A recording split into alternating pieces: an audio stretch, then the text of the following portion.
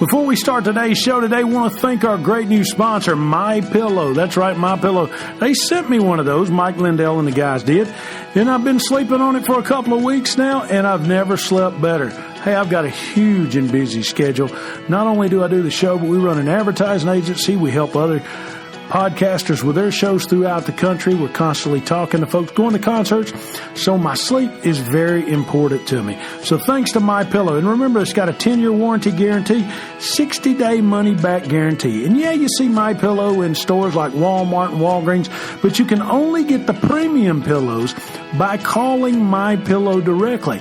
So grab you one of those premium pillows. Call this number right here, 1-800-338-2330, 1-800-338-2330. Reference the code SGNP when you talk to them and say, hey, I want that premium pillow that Darren on SGNP has. It's that simple. They'll sell it to you, and it'll make life a whole lot better. So if you're having trouble sleeping, call MyPillow today, 1-800-338-2330. Use the code SGMP or go to their website, mypillow.com, and check them out. Hey, make sure you tell them SGNP sent you. Welcome to one of the most listened to music news podcasts in the world, SGNP, with your host, Darren Sutherland. Join us as we talk with industry leaders, artists, and entertainers about their faith, family, and careers. This is information you will not find anywhere else on radio, web, or in a magazine, but only firsthand on SGNP. And welcome to episode 3, SGNP, Darren Sutherland and the Dr. Jeff Steele, coming to you once again, Southern Gospel News Podcast. Jeff, how you doing, my friend? Well, I'm doing good. Actually, got some really good comments on email and text messages and private messages on Facebook, and even some Twitter response about the first two. So that means people are listening. So good, bad, or ugly, at least we have an audience. That's exactly right. If you ever want to go back, the great thing about podcasts is, Jeff, you can go back and listen to previous issues and previous shows that have already been aired. And because we're only into episode 3, 1 and 2 is pretty relevant too. You know, number 1, we just introduced each other and talked to each other and interviewed each other about our background. So if you want to know who I am, which it's tough to know because if you ain't been on the industry side, you have no idea who I am. Or if you want to know a little bit more about Dr. Jeff Steele and his preaching and his music and all that kind of stuff, listen to episode 1. In episode 2, Jeff, we talked about a subject that's near and dear to every gospel music group's heart out there, and that's money and the lack thereof in some who have made it. So that was a fun topic to talk about. Kind of like, how do you get it? And if you don't have it, how do you get more? And, you know, it's sort of one of those. I thought it was relevant anyway. Money's always relevant. Money is always relevant. If money wasn't relevant, they wouldn't take up an offering when you went to church. That's a very good point. And that's one of the things that, not to rehash episode 2, but I often tell fellow preacher friends of mine, I say, you know, you ask groups to come to your church for a love offering and show their faith, and then I always watch you when you get near the treasure at your church. You're very interested in making sure you get your check. So there's a little bit of inconsistency in that argument. You're exactly right. And I could go on and on with that, but we'll leave it at that. Today, Jeff, we're going to talk about something that you know a whole lot about, being a group yourself, the Steeles. And that's how groups seem to break through the clutter. And what I mean by break through the clutter is how do groups ascend, so to speak, in the top ranks. Now, let me say this before we get started. In show number 2, you said something, and I totally agree with it, about groups being A level, B level, C level, D, whatever. I said that wrong, national, regional, whatever. But I will say this, and let me clarify this after listening, and I want to talk about this in regards to breakthrough today. There are some groups and there are some individuals that have been blessed with God-given talent that others weren't given. And that's just the way it is. LeBron James, for instance, in basketball, was given the ability at 6'9", 279 pounds, to dunk a basketball backwards. The good Lord did not shine on me like that at 6'2", 255 pounds. He said, "Lo, I am with you always." So let's just go ahead and put it out there that sometimes talent differentiates. How does that sound, Jeff? Breakthrough artists and others. Is that a fair way to put it, my friend? Sure. It's more basic, though, than really what I think people are expecting you or me, either one, to say. I think for groups to, and we use that word breakthrough, I think the first thing you have to be before you break through, since there's so many people involved in this Southern gospel audience, and I often tell groups, I say, look, you need to be careful who you talk bad to, because every one of them have a homecoming that you're going to want to sing at someday. And this is a group that really is built from the bottom up. And I don't mean the bottom is somebody that can't sing or doesn't have any talent. I mean, the group that's out there that you've never heard of probably has a homecoming singing at some point this year, and they're going to want somebody to come that's maybe got a recognizable name or something like that. So we always need to be careful how we treat people, because you never know where you're going to end up or who you're going to be singing for. And that leads me to the first thing I think you have to be if you're going to ever become what they call a breakthrough artist. There's 2 or 3 things I'll mention. The first thing I'd like to encourage everybody to know is that if you're not kind, genuinely kind, nice to people, you're not going to make it. And if you do make it, you'll be a 1 or 2 hit wonder, and you'll be gone. Right. And as my example for that, I'll say this: there's no limit to the Crabb family's talents and ability, none whatsoever. But I would tell you, and I think I've had them all in my church. I've had Jason, I've had Adam, I've had Aaron. Let's see, Aaron and Amanda.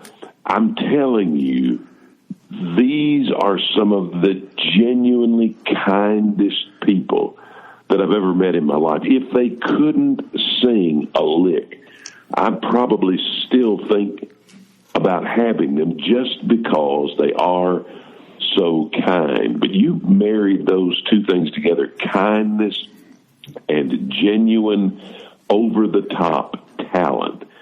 And then you're talking about the third thing you got to have, of course, is what seems to be an endless supply of great songs. Because I'm going to be honest, talent this industry is so filled with talent. Yes. That you're never going to make it because you sing better than everybody else, unless your name is Jason Crabb. I'll tell you a quick story. When we moved to Coleman, Sherry and I and the kids, we came off the road in 2006. I was doing a television show here, and the guy that was hosting the show said, what's the difference between the Steels and because I had Jason come into my church. He said, what's the difference between the Steels and Jason Crabb? And I told the guy, I said, do you really want to know the truth? He said, well, absolutely. We base our whole program on the truth. I said, well, here's the truth. He worked harder than we worked, and he sings better than we sing. And it's just that simple. He's a phenomenal example of everything that's good and right about the industry of Southern gospel music. So I wasn't surprised when the Crabb family broke through, because, and you and I've talked about this before, buddy, when they were in the initial stages of exploding onto the scene, there was just nobody that could do what they did. The Hensons were another prime example of when the Hensons came through. My goodness, the Kingsmen were red hot, and there were 2 or 3 other quartets that were just red hot. But they could be on a program with those groups, and it's not that they were better, it's just that they were so different, and nobody could do what they could do. So, I look at the Crabbs and I say, number one, they're so kind. I mean, genuinely kind. I'm not talking about put on a show kind. They're just genuinely kind. And then you add to that the fact they sang so well, and then they had just an unlimited source of great songs. And then let's not forget, if Jeff, you're going to break through, that's what you got to have. Let's not forget, they're incredible musicians too. Well, and that's kind of why I brought the Hensons up. Yeah. In Southern gospel music, there are so few musicians. We talked about that a little bit in the last show. Everybody's singing with tracks now. Right. So where you do have great musicians, but they're not live musicians. Let me ask you this. Let me ask you this right here, Jeff, and I didn't mean to interrupt. I'm sorry. We got to learn to do better on that, Darren. But think about this right here with the Crabb family. They didn't make it just singing in churches. From what I understand and what I remember the stories being told to me, is that Gerald would go to hotels around the state of Kentucky and rent out the ballrooms and have a gospel concert in a hotel ballroom and invite local people and local churches from around the state. And people would come to a hotel ballroom to hear the Crabb family play. This wasn't your normal group that did that. We worked several of those programs with them. They called it Crab Fest, I think. Yeah. And what it was, I mean, I was there. I can tell you exactly what happened. There was a big, I think it was a hotel ballroom in Owensboro, Kentucky, which wasn't far from where they lived, and they would have a major promotion there. Of course, there were, if I remember right, there were like 2,000 seats, and it was like a civic center type atmosphere. And then they moved to another place. It grew so much, they moved to another place somewhere in the state of Kentucky. And these programs they were promoting, of course, it was a Crabb family crowd. You knew it when you sang to them. They were tolerating the rest of us, waiting for the Crabb family to get out there. It's kind of like singing with the Primitive Quartet. Now, I love the Primitive Quartet. Yeah. And I love their fans. But here's the truth. When you sing to the Primitives crowd, they're tolerating you. They're waiting for the Primitive Quartet to come. It was like that when we sing with the Crabb family. But they did work a lot of churches before they, quote, broke through, end quote. Everybody did. I mean, I don't care what they tell you. Nobody comes on the scene and says, okay, let's just start renting the city auditoriums and we'll go sing there. No, everybody works in churches, and the only time you get to the point where you're working the bigger venues, and it really has nothing to do with your singing or your talent as much as it does your ability to draw people. And that's where a promoter will interject himself into the scenario, and he'll pay the money to get you in there. Yeah, no doubt. With the hope that you can draw enough people to come that he can pay you what you asked for, and then make money on top of that. But we've all worked the churches, and thank God for the churches. Yes, sir. None of us would have ever been here without them. Well, Jeff, let's take a break just a moment and pay some bills right here. You're listening to SGNP, Southern Gospel News Podcast, with your host, Darren Sutherland, and Dr. Jeff Steele, right here on the BG Ad Group Network. Come see what all the smoke is about at Tony Gore's Barbecue and Grill in the heart of the Smokies, Sevierville, Tennessee. Start off with T's loaded tater chips, some great sweet tea, then have some of his famous fried chicken, a pulled or sliced pork plate, or the best barbecue ribs in the Smokies. And oh, did we mention homemade mac and cheese? And dessert lovers, it's worth the trip just for a piece of cake.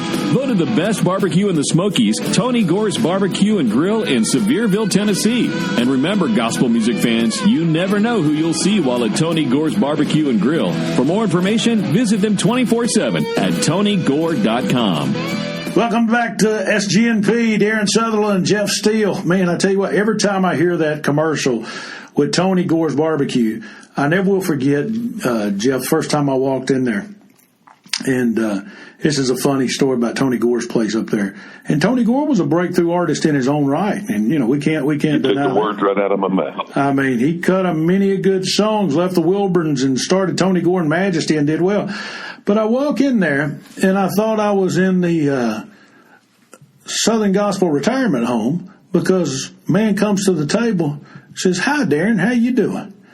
And I said, "Earl, good to see you. Did you retire from singing?" He said, "I've always been retired from singing. I never could sing too well anyway." But Earl Galloway was my waiter over there. I'm just kidding with Earl. Earl's always been a good friend, and I love messing with Earl. But anyway, you mentioned the primitive quartet, and I probably listened to the primitive. If there's never been another invention that I like any better, is that Alexa machine. You know, in the Google Home machines, the Alexa machine. Because I'll say, "Alexa, play the primitive," and all of a sudden it'll just start playing primitive song after primitive song after primitive song, and everybody in my office that doesn't like mountain twang music will just walk by and want to close the door. And then some of the folks that's never heard it that work in my office, they love the primitive now.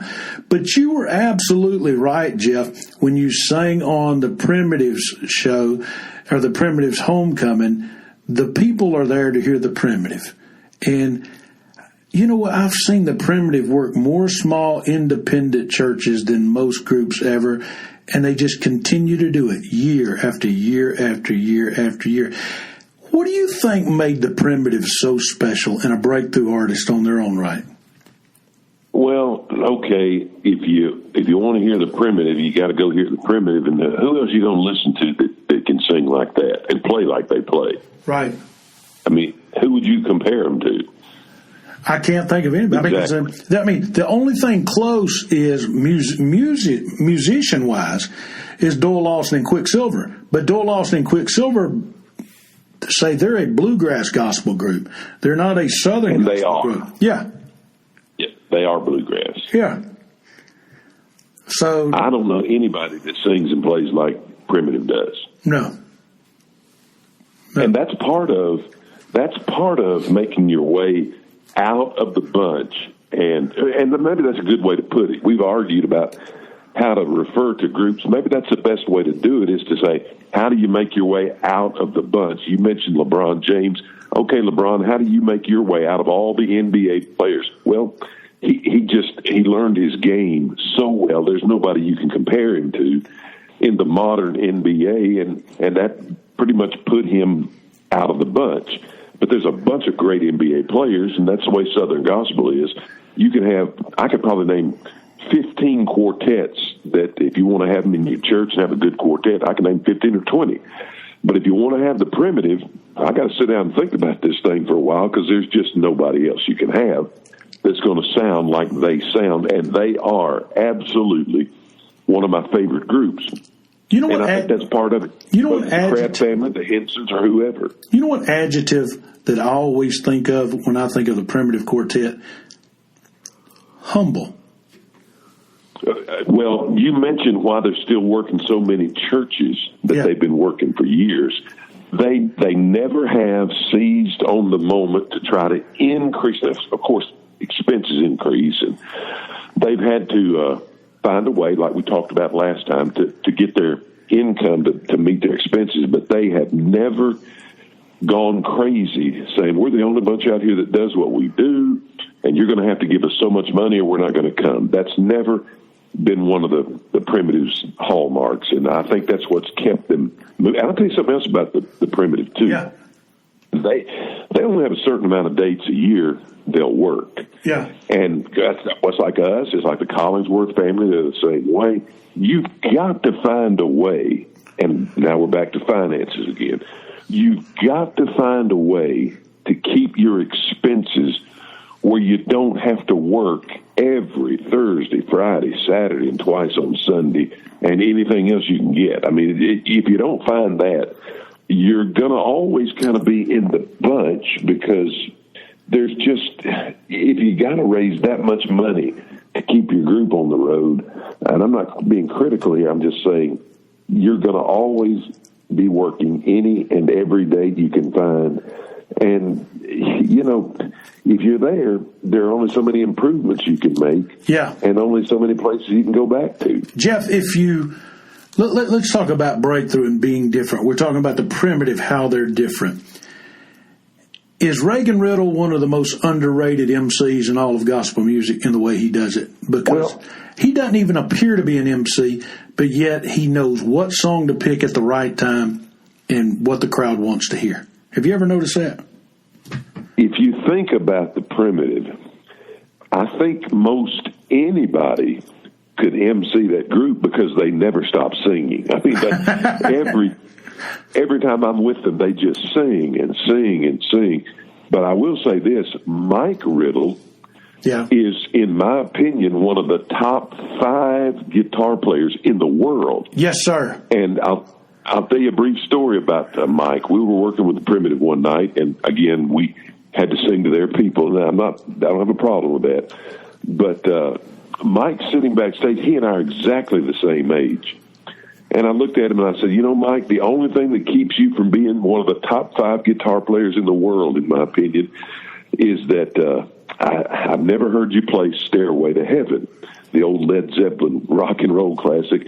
And I want you to know that guy sat down, picked up his acoustic guitar, and started playing Stairway to Heaven. I said, okay, you're in the top 5. You're in the top 5. That's hilarious. Let's move right along. And we're talking about breakthrough groups, and the greatest breakthrough story I ever heard firsthand was by a lovely lady up there that resided in northeastern Tennessee, southwestern Virginia. And her husband has just passed away, Hubert and Jeanette Cook, the singing cooks.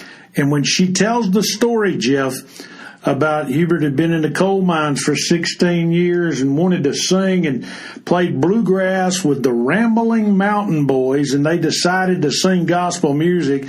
And she went to the Kmart, I believe it was, because there wasn't a Walmart back then, probably a Sears store, either one. And she bought her a cassette deck.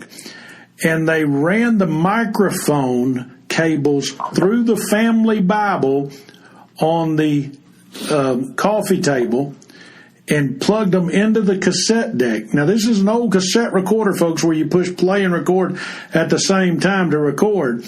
And they cut their first gospel cassette with both of them playing a guitar and singing. Never had a number 1 song. Had some great songs, but never a number 1. He'll Roll Me Over the Tide and so many more. But when you talk about doing things their own way and breaking through, you had to mention the Cooks. Wouldn't you agree? Well, not only that, the Cooks go right back to our original point that I was making. You must possess a pretty big element of kindness. I did a Facebook status on the Cooks here a couple, 3 weeks ago, and I just mentioned the fact that I never did understand the Cooks. I love their singing, but I just didn't understand the connection they have with people. And then I remembered one night on a cruise Sherry and I were doing with the Cooks and some other groups. One night, and I believe it was a Thursday night if I remember right, we had the opportunity to sit down, just the 2 couples, myself and my wife and Hubert and Jeanette, and we started talking about the love story that was theirs to each other, their love for those boys, and their love for God. I mean, we sat there, I would imagine that supper stretched out over about 5 hours as we just listened and swapped stories back and forth. And when I stood up from that table, I would forever understand why the Cooks made that connection with people who did what some of them had been able to do that I had never till that point been able to do. And that's just sit down and talk with them and visit for a while. And then, and I doubt you know this just happened very recently in Huntington, West Virginia. There was a very, very contemporary church, the big praise band, the guitars and the drums and all that kind of stuff. And their pastor, one of these young guys, he came out and he announced to the congregation Hubert's death. Well, of course, those people really weren't familiar with the Cooks' music or Hubert or anything like that. But this guy gave several statistics and facts about the Cooks and about Hubert. And you can look those up anywhere on Google or any of the other engines out there. Yeah. And he just was kind of quoting some things about Hubert's life and ministry. And then he looked up and he said, folks, we as younger people, we tend to think that our way is all there is. And we've arrived at this place with this praise and worship music and all that. He said, we seem to think that we're all there is and nothing else matters.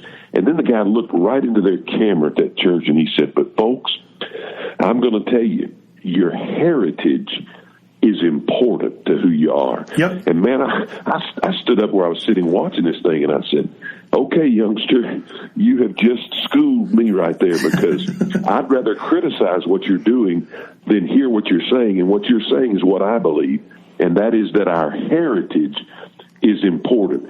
Hubert and Jeanette Cook celebrated their heritage, and to put it in probably a word form that shouldn't be said on this show, Hubert and Jeanette Cook were going to make you like it, or leave thinking you liked it anyway. Because they were going to bring it from where they were, and they were going to make you listen to what they were and who they were.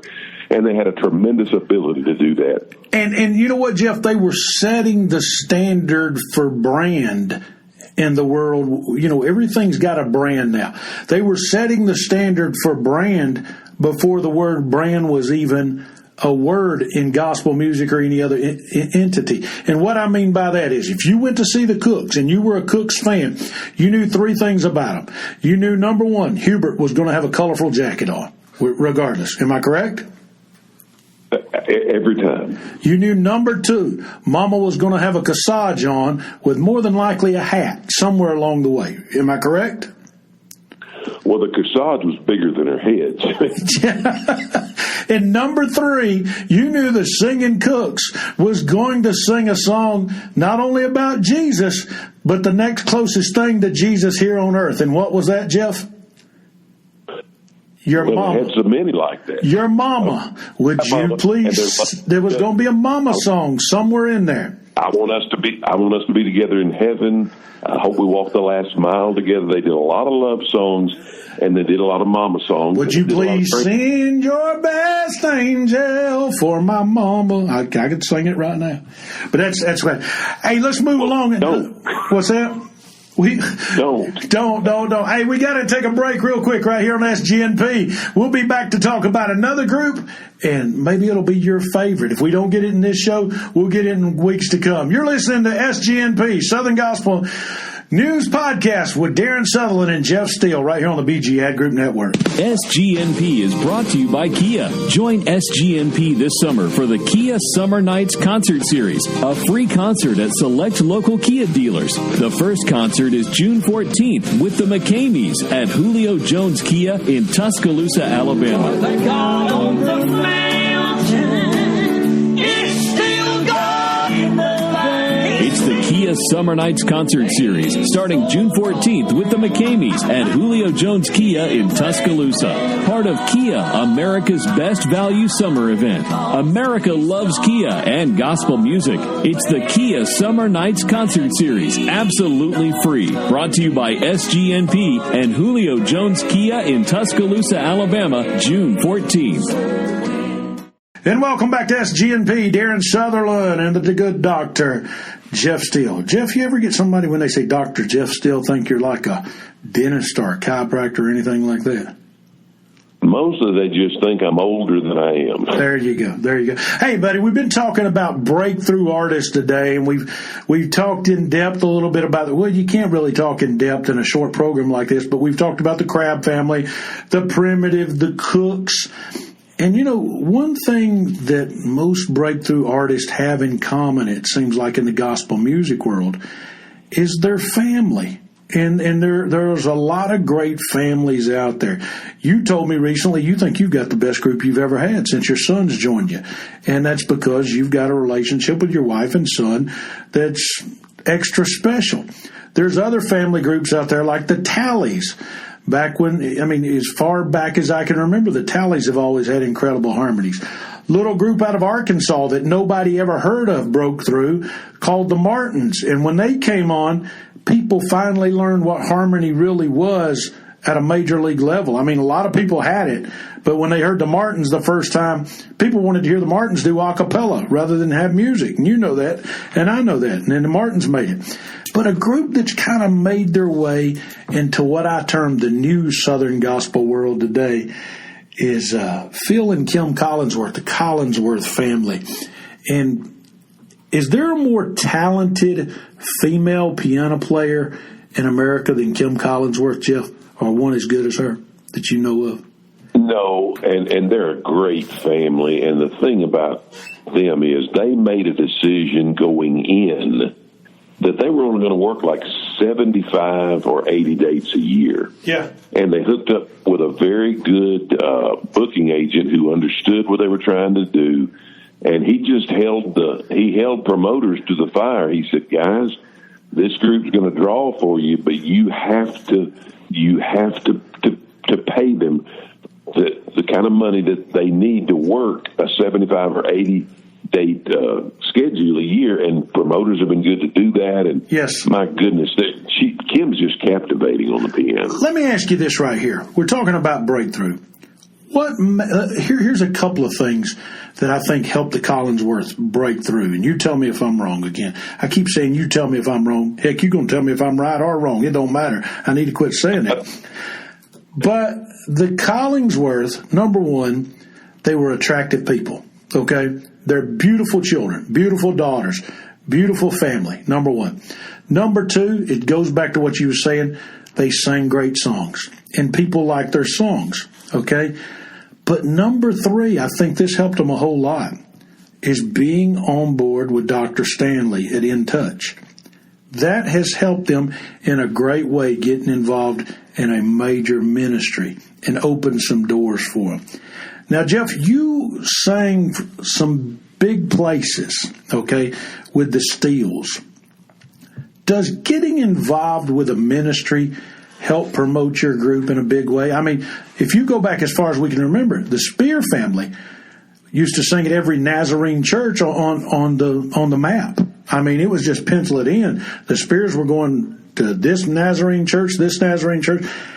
Does that help a group break through when they get in with a denomination? I mean, you know, we could talk about the Magruders. The Magruders never had to break through because they already had the denominational backing before they ever started. You tell me, what's your thought on that?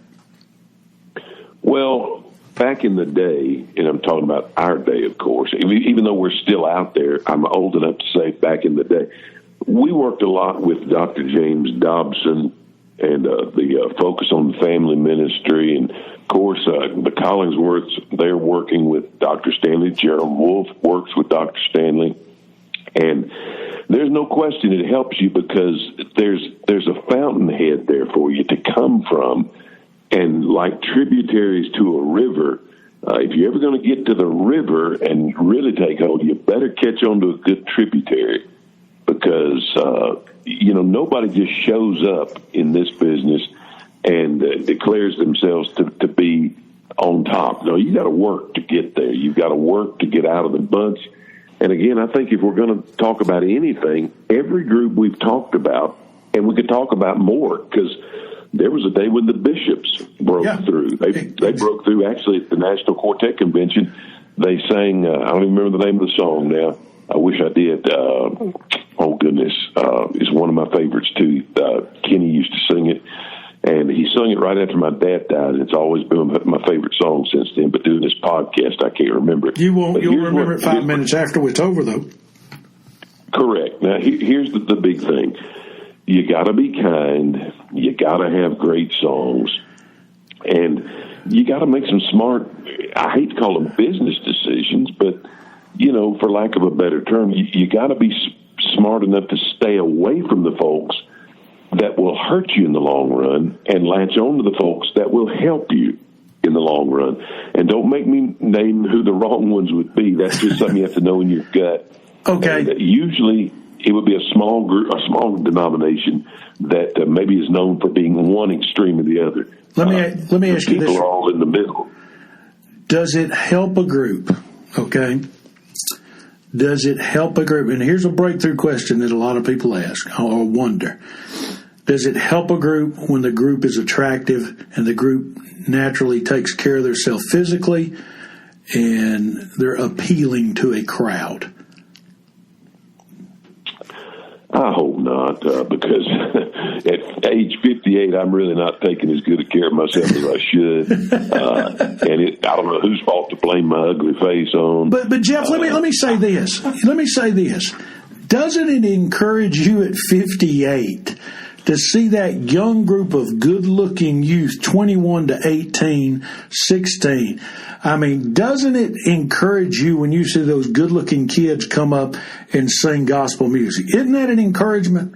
I mean, let's just face it. Doesn't encourage me a bit. I can't stand them. You can't stand them. You're right. I mean, when Children of the when Nikki Shaw gets up there and sings with her two kids, Children of the Promise, you know, Nikki, you're a great singer. We love you, but everybody wants to hear your kids.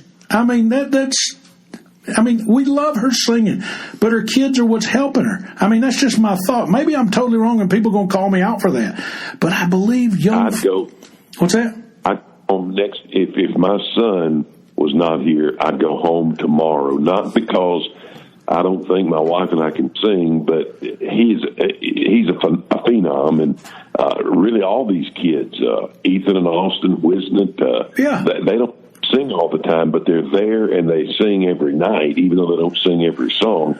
They add that excitement. And Amber and Autumn Nealon, same way. Sure, even Lauren Talley, she's a little older now, but still people look to her youth, and there's just something about that. And all I can say is, guys, it doesn't last forever. Get all you can out of it while you're still young. But at the same time, take care of yourself. Look professional, look good, and all that kind of stuff. You know, cause, I think everybody ought to do that. Yeah, and you got to be a breakthrough artist. You got to. So anyway, well, Jeff, it's been a pretty good show, man. You know who we could else talked about being a breakthrough artist? And we'll just leave it at that and come back and talk about quartets at a later date. You know what else will help you break through? If you've got to play the group that's got the best gig in all of gospel music. You know who that is? You tell me. Arthur Rice and the Kingdom Heirs. They don't even have to leave home. They go to work, sing 5 days a week, 10 o'clock show, 2 o'clock show, 4 o'clock show. We go to the house. Well, let me tell you, I've worked that gig at Dollywood. We had 3 shows back to back to back, and I was more tired than I'd ever been. They do have a good gig, but let's don't write it off as being an easy gig, because it's really not. It's work, and we appreciate those folks for doing that. They sing probably to more people that have never heard gospel music than any other group in the world. And I'll tell you a quick story before we get out of here. Okay. We were at Dollywood watching the Kingdom Heirs one time, and they had the song out at that time called I've Been, I can't remember the name of this one now. I've Been Rescued. Yep. And in that particular congregation that day, I watched a guy sitting about 4 rows in front of us, had tattoos all up and down his arms and a bandana on his head and a couple of earrings, looked everything like somebody that would not be in the Kingdom Heirs show. And I'm telling you, about halfway through that show, they did I've Been Rescued. That guy came out of his seat, raised both hands toward heaven, and I mean, he had himself church if none of the rest of us did. And I've always thought about that, because Arthur he's such a spiritual guy. Yeah. Arthur has to, and he and the rest of the guys have to recognize they're not another ride at the theme park. They are carrying the good news of the gospel right into the belly of the beast, and they do such a great job with that. I've never seen anybody, in my opinion, that does a better job of communicating the gospel in a theme park type atmosphere than the Kingdom Heirs. They are just phenomenal. Great professionals. They do it right. And go see them when you're in Dollywood, when you're in that Pigeon Forge area. And I'm proud that Dollywood keeps promoting gospel music. Jeff, it's been a real quick show today. It always seems like it's real quick. But episode 3's over. What can we tell the folks about us? Keep listening. We can tell them it's over. It's over. 4 is next. It's over. Hey, we appreciate you listening today to SGNP, Southern Gospel News Podcast. Tell your friends, tell your family about it. If you want to hear more about SGNP, you want to visit us on our Facebook page. We do have a Facebook page now, Southern Gospel News Podcast. Jeff, we signed up on it, and within 3 days had 250 likes organically. So we're going to draw a name out of that and send somebody a prize pack. You say, what kind of prize are you going to send them? I don't know. Maybe we'll get a group to send them a $100 gift card. Who knows? But I'm just kidding, Jeff. We'll have some. We will not send them a Kia. We'll send them that Kia we were just talking about. That's right. And hey, remember this, folks. Remember who the sponsors are of this show, okay? Toccoa Falls College, Tony Gore, and Barbecue and Grill, and Kia. Remember that. Listen to our next show. We're going to talk about Southern Gospel Radio, something Jeff and I know a whole lot about, and what we can do to help it, and what we can do to kind of say, hey, guys, we need to move along. It's going to be fun, isn't it, Jeff? Can't wait. Can't wait. You're listening to SGNP. We'll talk to you soon. SGNP is excited you chose to listen today. If you'd kindly leave a remark and rating in the podcast remarks section, we surely would appreciate it. Please share with a friend or family member. Look for us on Facebook, Twitter, and our new website, SouthernGospelNewsPodcast.com. And remember the Kia Summer Nights concert series, all 100% free, coming to a town near you. For more information on the concert series or to advertise your products, services, concert event, or new project on SGNP and reach a 100% guaranteed number of people in your area, call Tim Newton at 770-874-3200 or email him today, tnewton@bgadgroup.com. Let us geo-target our ads for you, something radio nor magazine can do.